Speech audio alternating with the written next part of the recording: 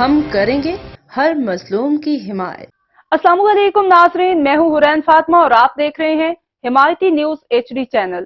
نظر ڈالتے ہیں آج کی اہم خبر پر۔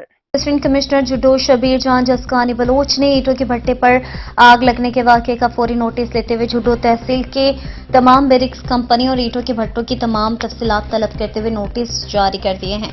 تمام تپیداروں کو لیٹر کے ذریعے آگاہ کیا گیا ہے کہ جس گاؤں اور علاقے میں اینٹوں کے بھٹے ہیں تو وہ اینٹوں کے بھٹوں کی تفصیلات اسسٹنٹ کمشنر آفس جڈو پر فوری جمع کرائے جائے تاکہ جلد سے جلد کارروائی مکمل کی جائے۔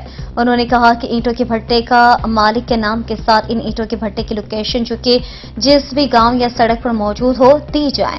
ان کا کہنا تھا کہ اینٹوں کے بھٹے پر کام کرنے والے مزدوروں کی تعداد اور خاص طور پر وہاں کام کرنے والے بچوں کی تعداد فراہم کر کے اینٹوں کے بھٹے والی زمین پر آبپاشی یا سیڈا کے پانی کی تفصیل بھی فراہم کی جائے تاکہ پتہ چلایا جا سکے یہ اینٹوں کا بھٹا کتنے عرصے سے چل رہا ہے تو اس کی رجسٹریشن اور انوائرمنٹ ڈپارٹمنٹ کی طرف سے جاری کردہ سرٹیفکیٹ دکھانے کو کہا جائے گا۔